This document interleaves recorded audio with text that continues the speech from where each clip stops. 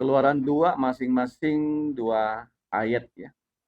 Keluaran pasal 2, saya mulai. Seorang laki-laki dari keluarga Lewi kawin dengan seorang perempuan Lewi. Lalu mengandunglah ia dan melahirkan seorang anak laki-laki. Ketika dilihatnya bahwa anak itu cantik, disembunyikannya 3 bulan lamanya.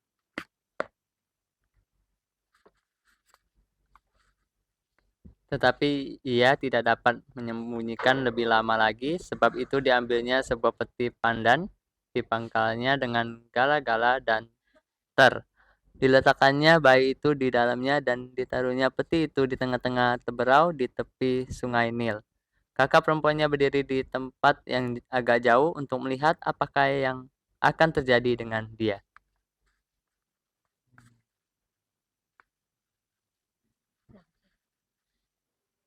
Maka datanglah putri Firaun untuk mandi di sungai Nil. Sedang dayang-dayangnya berjalan-jalan di tepi sungai Nil. Lalu terlihatlah olehnya peti yang di tengah-tengah teberau itu. Maka disuruhnya hambanya perempuan untuk mengambilnya. Ketika dibukanya, dilihatnya bayi itu, dan tampaklah anak itu menangis. Sehingga belas kasihanlah ia kepadanya dan berkata, tentulah ini bayi orang Ibrani. Lalu bertanyalah kakak anak itu kepada putri Firaun, akan kupanggilkah untuk tuan putri seorang inang, penyusu dari perempuan Ibrani untuk menyusukan bayi itu untuk tuan putri? Saat putri Firaun kepadanya, hendaklah lalu. Baiklah, lalu pergilah gadis itu memanggil ibu bayi itu.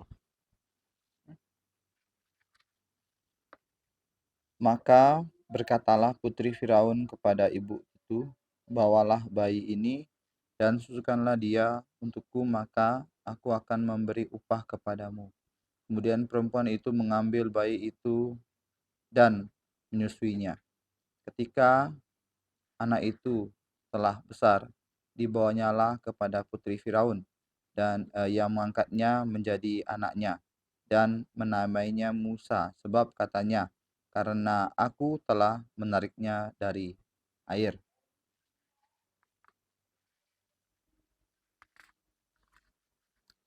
Pada waktu itu, ketika Musa telah dewasa, ia keluar mendapatkan saudara-saudaranya untuk melihat kerja paksa mereka. Lalu dilihatnyalah seorang Mesir memukul seorang Ibrani, seorang dari saudara-saudaranya itu. Ia menoleh ke sana-sini dan ketika dilihatnya tidak ada orang, dibunuhnya orang Mesir itu dan disembunyikannya mayatnya dalam pasir. Ketika keesokan harinya ia keluar lagi, didapatinya 2 orang Ibrani tengah berkelahi. Ia bertanya kepada yang bersalah itu, "Mengapa engkau pukul temanmu?" Tetapi jawabnya, "Siapakah yang mengangkat engkau menjadi pemimpin dan hakim atas kami? Apakah engkau bermaksud membunuh aku, sama seperti engkau telah membunuh orang Mesir itu?" Musa menjadi takut sebab pikirnya, tentulah perkara itu telah ketahuan. Ketika Firaun mendengar tentang perkara itu, dicarinya ikhtiar untuk membunuh Musa. Tetapi Musa melarikan diri dari hadapan Firaun dan tiba di tanah Midian. Lalu ia duduk-duduk di tepi sebuah sumur. Adapun imam di Midian itu mempunyai 7 anak perempuan. Mereka datang menimba air dan mengisi palungan-palungan untuk memberi minum kambing domba ayahnya. Maka datanglah gembala-gembala yang mengusir mereka. Lalu Musa bangkit menolong mereka dan memberi minum kambing domba mereka.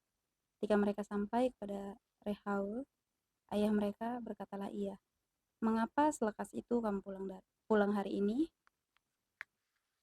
Jawab mereka, seorang Mesir menolong kami terhadap gembala-gembala. Bahkan ia menimba air banyak-banyak untuk kami dan memberi minum kambing domba. Ia berkata kepada anak-anaknya, "Di manakah ia? Mengapakah kamu tinggalkan orang itu? Panggillah dia makan."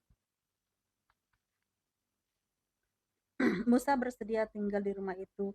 Lalu diberikan Rehuelah Jipora anaknya kepada Musa. Perempuan itu melahirkan seorang anak laki-laki, maka Musa menamainya Gersom, sebab katanya, "Aku telah menjadi seorang pendatang di negeri asing." Lama sesudah itu matilah Raja Mesir, tetapi orang Israel masih mengeluh karena perbudakan, dan mereka berseru-seru sehingga Mereka meminta tolong karena perbudakan itu sampai kepada Allah. Allah mendengar mereka mengerang, lalu Ia mengingat kepada perjanjiannya dengan Abraham, Ishak, dan Yakub.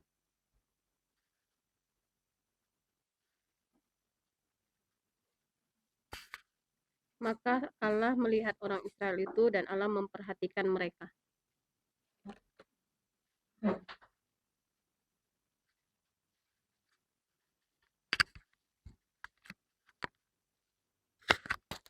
Mari kita berdoa. Bapa, kami datang mengucap terima kasih karena Engkau memberikan kami kehidupan, bukan hanya secara jasmani, tapi juga secara rohani. Kami bersyukur Engkau memberikan kami keselamatan dalam Tuhan Yesus, bahkan memberikan kami kesempatan untuk melayani di TK dan SD Kristen Kalvari. Sekarang kami mau belajar firman-Mu, kiranya Roh-Mu menolong kami, supaya kami dapat memahami dan mengasihi Engkau melalui firman-Mu. Jadikanlah kami pelaku dan pewarta firman. Ampunilah dosa kami. Dalam nama Tuhan Yesus, kami berterima kasih dan berdoa. Amin. Kitab Keluaran adalah kitab yang menyaksikan bagaimana Allah itu selalu menolong kehidupan dari orang-orang yang sudah percaya Yesus. Nah, kalau kita lihat di kitab Keluaran pasal 1, di situ dikatakan Yakub itu membawa seluruh keluarganya masuk ke Mesir karena kelaparan terjadi di negeri itu. Sehingga Tuhan menetapkan Mesir satu-satunya negara yang mempunyai panen berkelimpahan 7 tahun, kemudian kelaparan 7 tahun, sehingga Yusuf putra dari Yakub yang ke-11 itu dibuat oleh Allah menjadi orang nomor 2 di Mesir. Kamu bayangkan kalau orang Kristen bisa menjadi orang nomor berapa itu semua sudah Tuhan tentukan. Tuhan punya rencana baik untuk kehidupan kita semua. Orang-orang yang mau mengikuti jalannya Tuhan. Nanti kita lihat Musa dia menempuh jalannya sendiri, dia gagal. Dan Tuhan memberikan kepada Musa rencana dan jalannya sehingga Musa kelak menjadi seorang manusia yang dinilai dalam sejarah itu adalah orang paling hebat di dunia ini. Kalau kamu pergi ke Amerika, di kota Washington, tempat Senat Amerika itu bertemu, di atas presiden berpidato, di atasnya itu ada begitu banyak yaitu nama dari tokoh-tokoh sejarah seluruh dunia. Dan persis di atas kepala presiden yang berpidato itu adalah nama Musa. Musa adalah pemimpin paling hebat setelah Tuhan Yesus. Karena dia memberikan hukum Musa, 10 hukum. Hukum Musa kemudian diikuti hukum di Mesopotamia, kemudian diikuti hukum Roma. Dan hukum Roma diikuti hukum Anglo-Saxon, termasuk di dalamnya hukum Belanda, dan hukum Belanda diikuti oleh hukum Indonesia. Jadi orang Indonesia itu bagaimana? Berhutang budi sama siapa? Musa. Tapi Musa mendapatkan hukum itu dari mana? Dari Tuhan sendiri. Nah, kalau kita belajar dari kitab Keluaran pasal 1 sampai pasal 40. Kita bisa belajar bagaimana Tuhan dia membentuk satu bangsa untuk melahirkan Yesus. Ingat baik-baik Tuhan tidak memilih bangsa-bangsa yang sudah ada di bumi untuk melahirkan Tuhan Yesus. Tetapi Tuhan memilih Abraham, dari Abraham lahirlah Ishak, Yakub, 12 suku, kemudian dia membentuk bangsa Israel, sehingga dari bangsa Israel inilah di tanah perjanjian, Tuhan Yesus itu dilahirkan sebagai apa? Juru selamat seluruh dunia. Nah, kalau kita lihat di pasal 1, Yakub itu sudah masuk ke Mesir bersama seluruh keluarganya, dan diberi tanah yang namanya tanah Gozen. Di tanah Gosen inilah orang Israel yang jumlah jiwanya 70 jiwa, menurut kitab Keluaran. Kalau kita baca di kitab Kisah Rasul pasal 7 itu 75 jiwa. Karena di Keluaran tidak dihitung jumlah keturunan dari Yusuf. Kalau di kitab Kisah Rasul sudah ada keturunan dari Yusuf.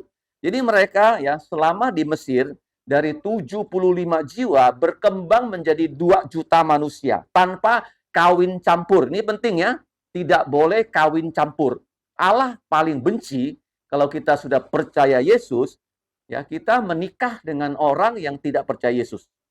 Ya seperti Salomo. Salomo tuh orang paling kaya, orang paling pintar, tapi dia punya banyak istri. Allah melarang dia, nggak boleh kamu banyak istri.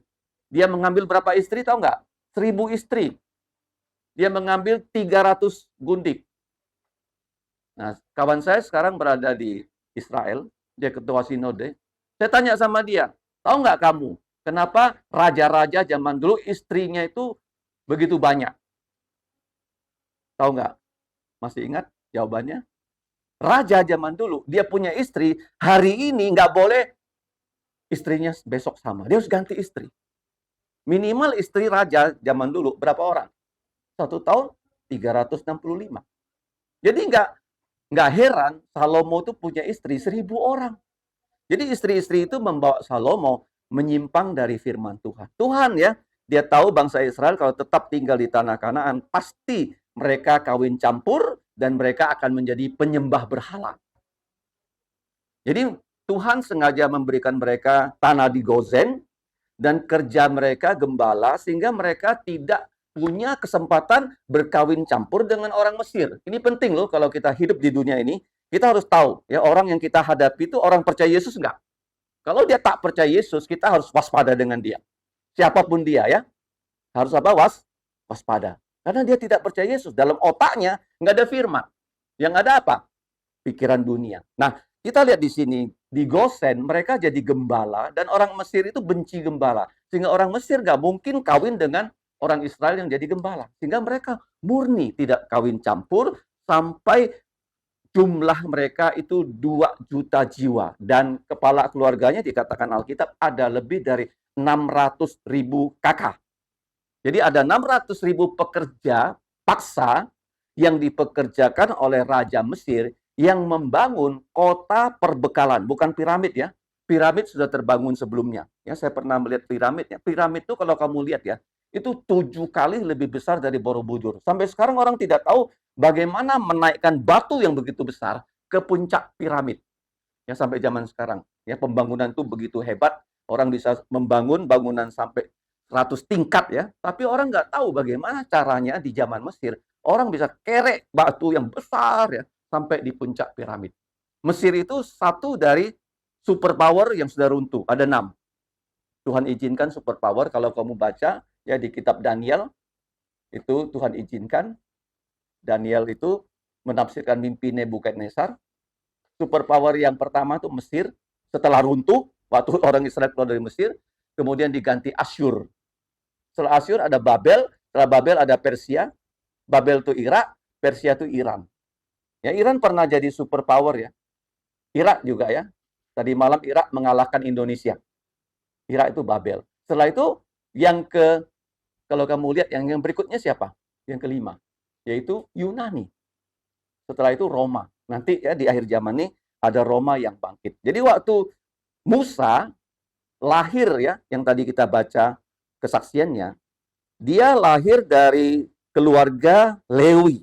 Nah, Lewi ini adalah putra dari Yakob, dari istrinya yang bernama Lea, dan Lewi ini kelak akan menjadi imam ya dari keturunan Lewi dan menjadi pengajar firman Tuhan seperti Matius. Nah, Musa nanti juga menjadi imam, menjadi Harun. Ya, Harun abangnya juga menjadi imam. Makanya Tuhan tentukan kelahiran Musa, kelahiran Harun itu dari keluarga Lewi. Ya, Tuhan sudah rancang ya semua ini. Dan waktu Musa lahir dikatakan ya, papa mamanya itu memandang Musa sebagai orang yang berparas cantik. Nah, di sini sebenarnya ganteng ya. Disembunyikan 3 bulan. Kenapa 3 bulan? Karena waktu itu kalau kita baca Keluaran 1, Raja Firaun itu ingin membunuh semua orang Israel. Supaya orang Israel itu cekcung. Cekcung artinya apa? Tidak ada anak laki-laki.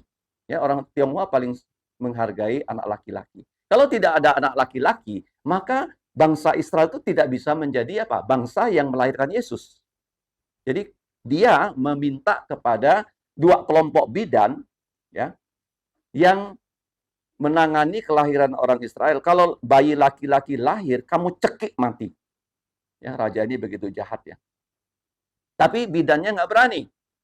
Ya, bidannya lebih takut kepada Tuhan daripada takut kepada raja.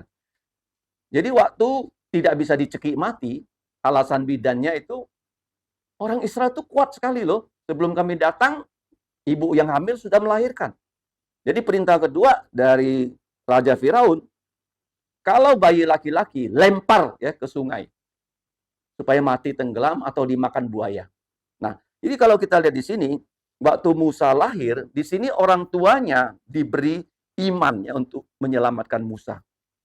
Ini pentingnya, kalau kita sekarang bisa percaya Yesus, kemungkinan itu adalah orang tua kita sudah lebih dulu percaya Yesus.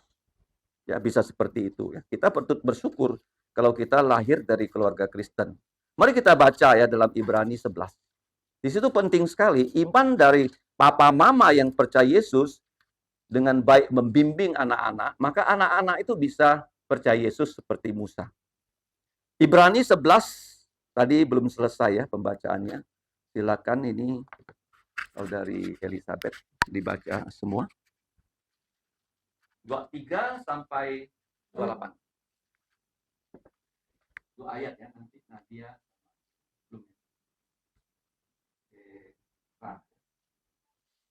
Ibrani 11 ayat 23 dan 24. Karena iman maka Musa setelah ia lahir disembunyikan selama 3 bulan oleh orang tuanya, karena mereka melihat bahwa anak itu elok rupanya dan mereka tidak takut akan perintah raja. Karena iman maka Musa setelah dewasa menolak disebut anak putri Firaun. Karena ia lebih suka menderita sengsara dengan umat Allah daripada untuk sementara menikmati waktu kesenangan dari dosa. Ia menganggap penghinaan karena Kristus sebagai kekayaan yang lebih besar daripada semua harta Mesir. Sebab pandangannya ia arahkan kepada upah. Karena iman maka ia telah meninggalkan Mesir dengan tidak takut akan murka raja. Ia bertahan sama seperti ia melihat apa yang tidak kelihatan. Karena iman maka ia mengadakan Paskah dan pemercikan darah, supaya pembinasaan anak-anak sulung jangan menyentuh mereka. Nah, jadi ini penting ya di ayat-ayat yang tadi kita baca itu dikatakan iman orang tua itu membuat Musa selamat. Nanti akan kita bahas. Kemudian iman Musa sendiri ketika dia sudah dewasa, dia tahu ya bahwa kalau dia terus di Mesir, dia bisa menjadi pejabat yang bagaimana bisa hidupnya bersenang-senang. Ya, karena apa? Harta Mesir. Ya, harta Mesir itu kalau dibandingkan dengan harta Kristus, maka harta Mesir itu tidak apa-apanya. Karena harta dunia ini, kesenangan dunia itu sementara. Ya, sementara. Saya pernah membaca sebuah buku, itu yang membuat saya menjadi seorang hamba Tuhan. Buku itu mengatakan, kalau kamu punya $1, kamu simpan di bank dalam waktu 2000 tahun dengan bunga 3%, maka hasilnya uang yang $1 kita simpan di bank selama 2000 tahun, itu hasilnya lebih kaya daripada orang paling kaya sekarang di dunia ini. Paham? $1 dalam waktu 2000 tahun. Tapi siapa yang bisa hidup 2000 tahun? Kalau tidak bersama Yesus, nggak mungkin. Jadi saya juga pernah melihat di Mesir, Raja Mesir begitu kaya, dia banyak emas. Banyak apa? Emas. Kalau kamu pergi ke Mesir, kamu akan melihat museumnya, itu banyak emas. Dan emasnya itu sudah jadi emas yang bagaimana? Pudar. Ya, emas yang pudar. Artinya, Mesir sekarang itu kekayaannya sudah runtuh. Nah, kalau saya pergi ke Mesir, saya lihat orang-orang Mesir, itu pakaiannya itu ya, seperti dulu orang Tiongkok pakaiannya nggak begitu baik. Ya, dulu tahun 90 ya, saya banyak ketemu orang Tiongkok yang datang ke Indonesia jadi buruh pabrik. Ya, mereka pakaiannya itu nggak baik. Tapi sekarang kalau kamu lihat orang Tiongkok yang datang ke Indonesia, pakaian mereka tuh sudah seperti orang Barat. Mereka sudah sangat maju. Mesir juga demikian ya, pakaian mereka kedodoran, ya menjadi negara dunia ketiga, tidak lebih baik dari Indonesia. Nah, kalau begitu kita masuk di Israel, itu orang Israel itu seperti ya orang-orang Barat ya, yang jauh ya lebih baik kehidupannya. Jadi Mesir sudah runtuh. Nah, kalau kita lihat di sini, iman dari orang tua Musa membuat anak-anaknya mempunyai iman, termasuk Musa, dan Musa berani meninggalkan Mesir, tidak takut kepada murka raja. Ya, dia mengadakan bagaimana semua perintah Tuhan kepada dirinya dan kepada bangsa Israel. Yang di-highlight di sini ayat 28 adalah mengadakan Paskah. Ya. Paskah itu diganti dengan apa? Yaitu perjamuan kudus atau Tuhan Yesus disalib dan kebangkitan Yesus. Ya, jadi dengan demikian ya kita melihat ya, di kitab Ibrani disebut imannya orang tua Musa dan iman dari anak-anak dari orang tua Musa. Nah, kalau kita lihat ya, karena tidak dapat disembunyikan lagi selama 3 bulan, mereka di ayat 3 mengambil daun pandan dan dibuat menjadi peti. Ya, tolong garis bawahi kata peti ya. Nah, peti di sini itu paling banyak kata ini dipakai di kitab Kejadian pasal 6, 7, 8, 9. Waktu Nuh membangun Bahtera. Bahtera itu sebenarnya bukan kapal, tapi peti.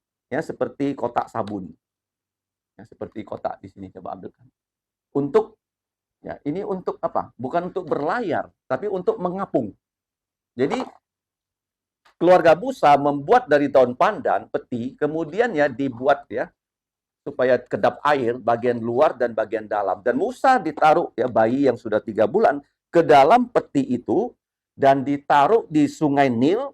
Nah, seperti biasa sungai Nil ini pagi-pagi betul ada putri Firaun bersama-sama dengan pembantunya, mereka pergi mandi di situ. Karena zaman dulu tak ada ledeng, orang nggak bisa mandi di rumah. Paham ya? Mereka mandi di sungai ya, termasuk dulu ya di antara kita mungkin ada yang pernah mandi di Sungai Kapuas. Jadi waktu putri Firaun di sini yang tidak disebut namanya mandi, apa yang terjadi?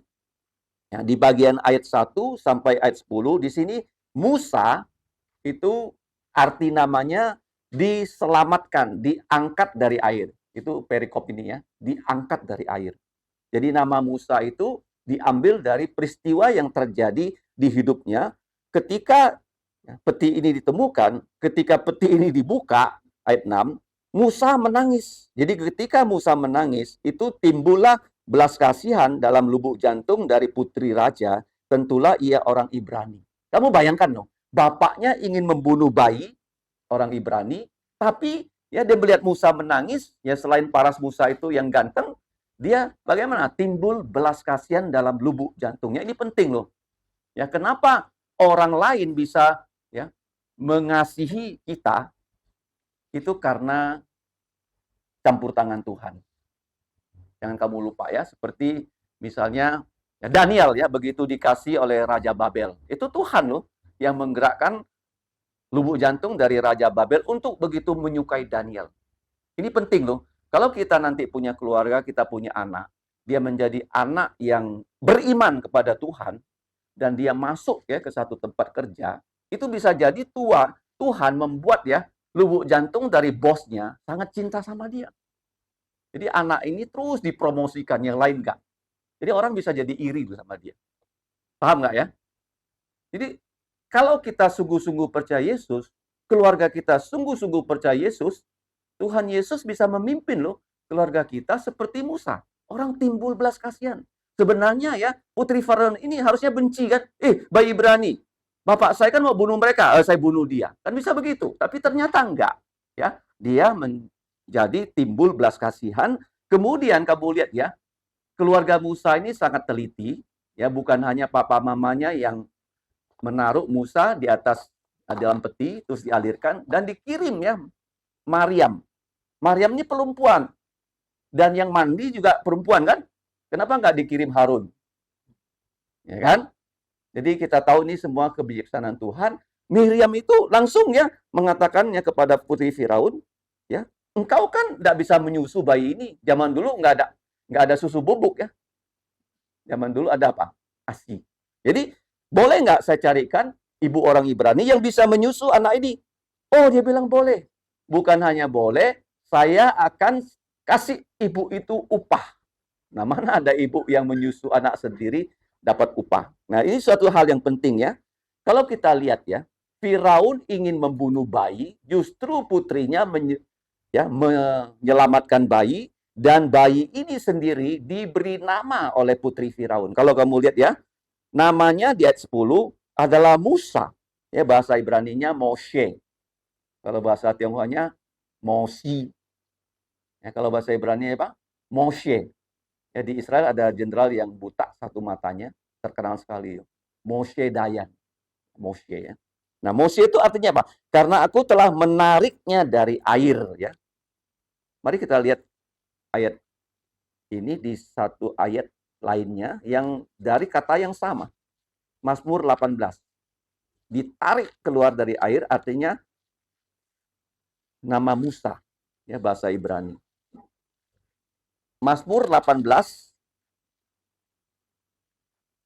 Dari Mazmur 18 ini ya kita sudah ada lagu pujiannya ya, dari identitas Allah ya. Nah, kalau kamu baca di ayat yang ke-17 bahasa Indonesia. Mari kita buka dan baca sama-sama. 1, 2, 3. Ia menjangkau dari tempat tinggi, mengambil aku, menarik aku dari banjir. Banjir ini menarik aku keluar dari air. Itulah Moshe, ya, arti dari nama Musa. Jadi bagian yang pertama kita sudah pelajari, Musa artinya ditarik keluar dari air yang harusnya menenggelamkan dan mematikan Musa. Itu tahap 1 ya. Tahap 2 ayat 11 kalau kita lihat ya, sampai ya pada perikop ini selesai ayat 22, itu sebenarnya Musa dia ingin menyelamatkan ya saudara-saudari sebangsanya dengan caranya sendiri. Tapi itu tidak berhasil. Ya, ini memberikan kita pelajaran apa? Kalau kita punya planning, kamu harus tanya baik-baik sama Tuhan. Planning kamu ini benar nggak? Kalau kamu punya planning, kamu tidak pernah konsultasi dengan Tuhan, kamu main hantam. Inilah yang terjadi dengan Musa. Nah, kalau kita lihat di sini, Musa tahu dia orang Ibrani, dia tahu dia bukan ya, orang Mesir. Walaupun ya, ada orang mengatakan kalau Musa tetap di Mesir, Musa ini bisa jadi Firaun. Karena dia orang yang terdidik ya, dalam bukan hanya otak, tapi ototnya juga kuat. Kamu lihat waktu dia keluar, dia melihat ya, ada orang Mesir membuli orang Israel, dia langsung ya memukul orang ya Israel itu, orang Ibrani itu, dan orang Mesir yang dipukulnya di ayat 12 ya, kamu lihat di situ. Langsung mati. Dia menoleh kanan kiri, ketika dia lihat tak ada orang, menurut dia kan tak ada orang, tapi orang tahu. Dan mayatnya disembunyikan dalam pasir. Ya, karena di Mesir itu banyak ya padang pasir. Nah, keesokan harinya berdasarkan juga ya rencana dia sendiri, ya, dia tidak konsultasi sama Tuhan. Dia keluar, dia dapatkan sekarang ada 2 orang Ibrani, orang Israel yang sedang berkelahi. Dia mau melerai, mau memberikan mereka ya perdamaian, tapi orang yang ditegurnya itu malah menyalahkan Musa bahwa apakah engkau ya ayat 14 bermaksud membunuh aku seperti engkau telah membunuh orang Mesir itu. Musa sekarang menjadi apa? Kamu lihat ya, kalau kita jalankan rencana kita, bukan rencana Tuhan, akan menghadapi situasi yang sulit. Sehingga Musa di sini menjadi apa? Kata di sini, takut. Takut. Sebab pikirnya tentulah perkara ini telah ketahuan. Ketika Firaun mendengar perkara itu, dicarinya cara untuk membunuh Musa. Jadi apa yang terjadi? Musa akhirnya dia lari ke mana? Ke tanah Midian. Tolong digaris bawahi ya. Dia lari ke tanah Midian. Kenapa dia nggak lari ke tanah Kanaan? Tanah Kanaan itu terkenal orang menyembah berhala. Tapi dia lari ke mana? Ke tanah Midian. Tanah Midian ini kalau kita baca, coba kita buka di Kejadian 25. Itu adalah keturunan Abraham yang percaya kepada Allah yang esa. Kejadian 25. Abraham setelah Sarah mati, dia menikah lagi dan melahirkan beberapa suku bangsa. Abraham mengambil pula seorang istri namanya Ketura. Perempuan itu melahirkan untuknya, di sini ya, menjadi beberapa suku bangsa, Zimran, Yoksan, Medan, Midian. Ya, jadi Midian ini adalah keturunan orang yang percaya kepada Tuhan Yesus. Ke tempat yang bagaimana? Yang pas. Ya, bukan lari ke tempat orang-orang yang menyembah berhala. Nah, saya percaya ini juga Tuhan memimpin dia ya. Bisa lari ke tempat yang pas. Dan di situ waktu dia melarikan diri, apa yang terjadi? Nah, di tanah Midian, di sini dikatakan ada imam. Garis bawahi ya, ayat 16 ya, imam. Imam. Apa itu imam ya? Saya tanya, apa artinya imam? Saudari Kristi. Apa? Pemimpin ya, apa fungsinya imam? Kita sering mendengarkan kata imam ya. Gereja Katolik ada imamnya, orang Muslim juga ada imamnya. Tapi Alkitab juga ada imam. Apa itu imam? Dita tahu? Apa? Mengarahkan. Mawar? Membimbing. Erin? Memimpin. Dera? Memimpin ibadah? Oke. Seling?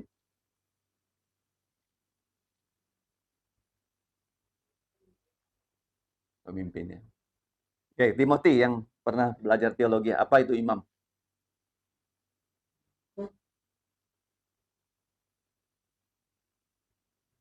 Ya. Yesus adalah imam. Ya kan? Tapi dia tak pernah sembelih domba. Dia sendiri menjadi anak domba Allah yang disalibkan. Imam itu apa? Menurut Alkitab. PIJP?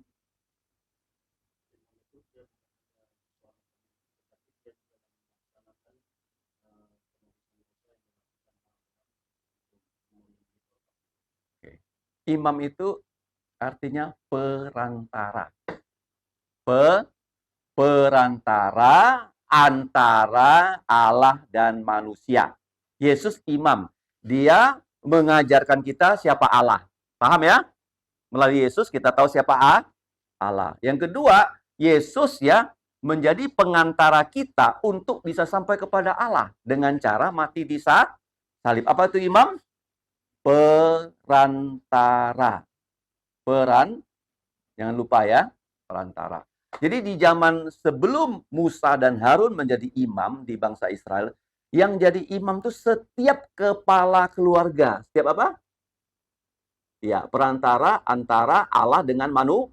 Kalau saya kepala keluarga, apa yang harus saya sampaikan kepada anak-anak saya? Tentang Yesus. Tentang Alkitab. Bagaimana kalian anak-anakku hiduplah sesuai Alkitab. Saya imam. Ya. Nah, kalau anak-anak saya berdosa, apa yang saya lakukan? Saya tegur mereka, kau jangan berdosa loh, bertobat loh. Ya, kembali ke jalan Tuhan. Dan saya berdoa minta ampun untuk mereka, saya imam mereka. Nah, itu yang dikerjakan Ayub. Dikerjakan siapa? Ayub kan, setiap anak-anaknya sudah pesta, Ayub selalu ya mengambil binatang korban, menyembelihnya untuk minta pengampunan dosa atas anak-anaknya.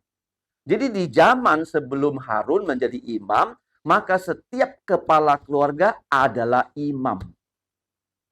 Nah, setelah Yesus mati, apa yang terjadi? Tirai bait Allah terbelah jadi dua. Setiap kita adalah imam. Orang percaya, laki-laki, perempuan. Kenapa imam? Misalnya saya lihat kamu belum kenal Yesus. Saya kasih tahu kamu, siapa Yesus? Menjadi perantara antara Allah dan manusia. Kalau saya lihat kamu berdosa, kira-kira saya tegur kamu enggak? Ya. Terus kamu bertobat. Terus saya doakan kamu, saya menjadi pengantara kamu dengan Allah. Imam. Penting nggak imam kan? Guru imam bukan? Ya, mengatakan kepada murid tentang Yesus. Kalau lihat mereka salah, apakah didiamkan? Pasti ditegur supaya bertobat. Jadi imam di sini kita lihat ya, ada seorang yang menjadi imam di kota atau tempat yang bernama Midian. Siapa nama dia? Namanya adalah Rehuel, ayat 18. Rehuel. Nah, Rehuel ini punya 7 putri. Ya, 7 putri. Dan dikatakan dari catatan Alkitab, dia punya 1 putra aja. Ya, seperti keluarga dari saudari Elizabeth. Berapa perempuannya? 8. Dia punya adik 1 laki-laki, sudah dipanggil pulang. Ini seperti Reuel. Anak perempuannya tuh 7. Dan di sini dikatakan waktu Musa sampai di tanah itu, dia bertemu dengan putri-putri Reuel. Nah, Reuel ini khusus, dia punya banyak nama ya. Kalau kamu baca Keluaran 18 namanya Yitro. Yitro. Kalau kamu baca lagi di bagian Alkitab lain namanya Hobab. 3 apa? 3 nama ya. Nah, kemungkinan 1 dari nama itu adalah gelar dia sebagai imam ya. Nah, waktu Musa bertemu dengan putri-putri Reuel, Yitro, dan Hobab yang menimba air, mereka itu diganggu oleh apa? Gembala-gembala laki-laki, sehingga mereka tidak bisa memberikan ya minum kepada ternak mereka. Dan Musa datang menolong mereka, ayat 17. Nah, kenapa Musa ini ya seorang diri bisa mengalahkan berandalan? Kenapa? Karena dia itu pintar dan kuat. Pintar apa? Dan kuat. Dia bukan hanya pintar, tapi dia kuat. Kamu bayangkan ya, orang Mesir sekali pukul mati sama dia kan? Nah, coba kita baca ayatnya. Dari kitab Kisah Rasul, pasal 7. Waktu Stefanus bersaksi, dia menguraikan siapa itu Musa. Bukan hanya ya, terdidik, tetapi juga dia kuat ya secara fisik. Kisah Rasul 7 ayat 22 kita baca sama-sama. 1, 2, 3. Dan Musa dididik dalam segala hikmat orang Mesir, dan ia berkuasa dalam perkataan dan perbuatannya. Jadi dia bukan hanya pintar dan terdidik, tapi dia juga panglima perang. Ya, dia masih memakai pakaian Mesir, sehingga orang-orang itu yang berandal itu, preman-preman itu kita nggak tahu berapa jumlahnya, takut sama Musa seorang diri. Ya, kalau kita lihat film kungfu kan, seperti Bruce Lee kan, seorang diri apa? Dia hajar itu musuhnya kan. Inilah Musa.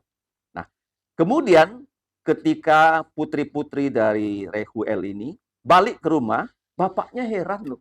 Biasanya kalian ya pulangnya tidak secepat ini. Kenapa kalian pulang secepat ini? Bapaknya bertanya, dan apa yang terjadi? Mereka bilang ada orang Mesir yang menolong kami. Ya, sehingga kami bisa dengan leluasa memberikan minum kepada kambing domba kami. Kemudian bapaknya tanya sama dia, di mana penolong kalian itu? Mengapa kamu tinggalkan dia seorang diri? Ayat 20. Panggillah dia makan. Ya. Ini penting ya, bapaknya tahu ya kalau orang yang pernah menolong kita, kita juga kalau bisa balas menolong dia. Ya kan ini orang Mesir. Kok orang Mesir bisa sampai di Midian ini? Ya kan? Undanglah dia makan, pasti dia perlu makan kan? Kemudian Musa datang makan, apa yang terjadi? Ya, dia melihat Musa, dia memberikan Musa seorang istri dari putrinya yang bernama Zipora. Jadi Musa kemudian menikah dengan Zipora. Zaman dulu itu ya, bapak itu punya kuasa loh. Langsung mengawinkan anaknya dengan seseorang. Paham ya? Zaman dulu tuh nggak ada cerita pacaran-pacaran. Kalau bapaknya jodohkan, anaknya bisa langsung. Dan waktu Musa ya menikah dengan Zipora, Tuhan juga memberikan dia seorang putra yang bernama Gerzom. Gerzom juga punya arti, ayat 22. Aku Musa sudah menjadi seorang pendatang ya, atau perantau di negeri asing. Jadi kalau kita lihat kehidupan Musa, 40 tahun dia di Mesir, di dalam istana raja. Tuhan sengaja ya memberikan ya seorang yang akan menyelamatkan orang Israel ke dalam istana raja loh. Setelah dia keluarkan Musa dari istana raja. Dan kalau kita baca ya, Musa di tanah Midian, kerjanya itu sudah tidak seperti di Mesir. Selama 40 tahun, dia menjadi gembala. Ya, tiap hari kerjanya membawa kambing domba, makan rumput, minum air, pulang selama 40 tahun. Kamu lihat ya, 40 tahun pertama dia belajar segala ilmu di Mesir, 40 tahun berikutnya dia belajar dari Allah. Apa yang dia pelajari? Kerendahan lubuk jantung. Dia menjadi orang yang dikatakan Alkitab sangat lembah lembut dan sangat menjadi rendah jantung. Nah, kalau kita lihat di sini, yang pertama Musa diangkat dari air, Yang kedua, Musa punya planning, tapi planningnya itu tidak sesuai dengan planningnya Tuhan. Akhirnya dia gagal, dia harus tinggal di padang belantara di Midian selama 40 tahun. Bagian ketiga di ayat 23, ini 40 tahun kemudian, selama sesudah itu, artinya sudah 40 tahun, Raja Mesir yang mau membunuh Musa, akhirnya mati. Ini penting ya, orang yang mau membunuh bayi Musa tidak berhasil, bahkan bayi itu dimasukkan Allah ke dalam istananya, dirawat oleh putrinya. Kalau Musa tidak meninggalkan Mesir, Musa kemungkinan besar menjadi Firaun. Akhirnya dia mati, dan saat itu orang Israel tetap diperbudak. Dan mereka karena diperbudak, mereka itu merasa sangat susah hidup, mereka berdoa, bahkan dikatakan di Alkitab, berteriak minta tolong.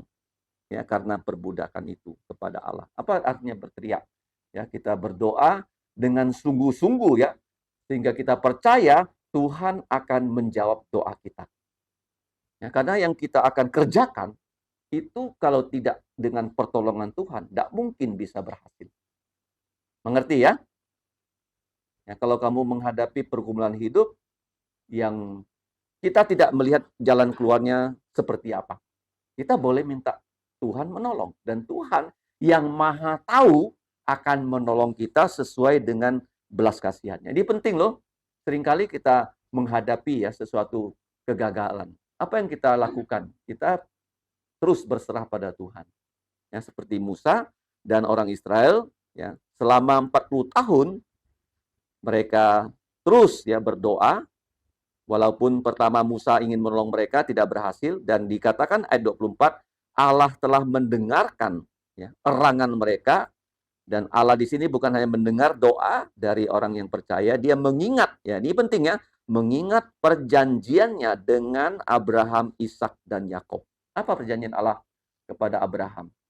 Melalui engkau, satu keturunanmu akan memberkati seluruh dunia. Artinya melalui Yesus, seluruh dunia akan mendapatkan berkat keselamatan. Maka Allah melihat ya orang Israel itu, dan Allah ya mengunjungi mereka. Ya, bukan hanya Allah ingat, tapi Allah mengunjungi mereka. Ada satu penjelasan terakhir yang akan saya berikan. Dikatakan kalau kita lihat di Keluaran pasal 12, mari kita buka ayat 40 ya. Keluaran 12:40, di situ dikatakan bahwa lamanya orang Israel diam di Mesir adalah 430 tahun. Paham ya? 400 berapa? 30 tahun. Nah, kalau kita baca juga di kitab Kejadian, itu merupakan rencana Tuhan bahwa keturunan Abraham harus ya menjadi orang asing di Mesir selama 400 tahun. Kalau kita baca di kitab Kejadian, tolong di-highlight ya dua ayat ini. Kejadian 15. Ya. Kalau kita baca ayat 13, mari kita baca ayat 13.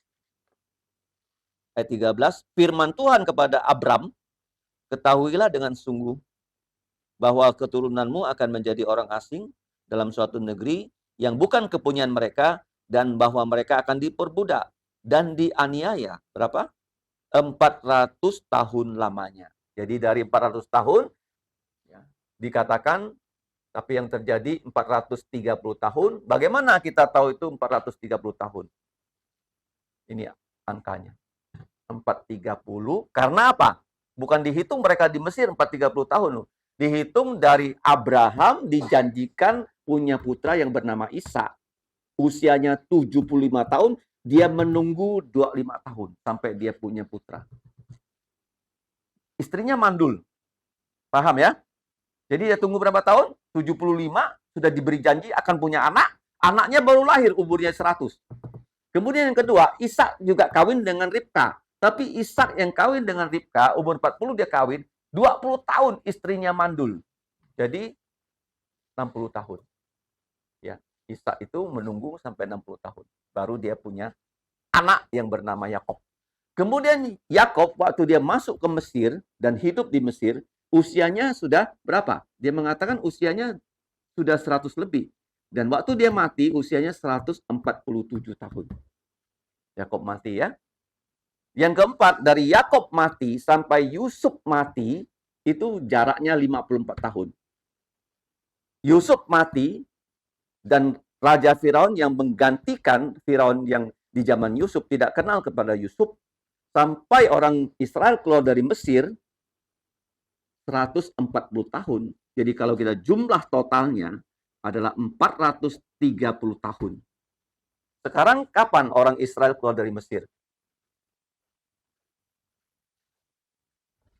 Karena ini sejarah ya. Diperkirakan mereka keluar dari Mesir adalah tahun 1445. Kalau Indonesia merdeka kan 1945. Ini 1445 sebelum Masehi. Ingat ya, ini angka yang penting ya. Jangan sampai kita nggak tahu dari mana perhitungan 430 tahun. Bukan berarti mereka itu di Mesir diperhamba 430 tahun. Tapi inilah angkanya ya. Dari 25 tahun menunggu, usia 60, 147, kemudian ya, Yusuf masih hidup, ya, setelah bapaknya mati 54 tahun, dan mereka diperbudak di Mesir 144 tahun. Mari kita berdoa. Bapa, kami bersyukur di siang ini kami sudah kembali diberi kesempatan belajar dari firman-Mu. Kiranya Engkau menolong kami, karena kami manusia terbatas. Engkau tidak terbatas.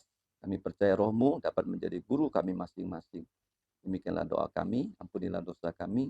Dalam nama Tuhan Yesus, kami berterima kasih. Amin.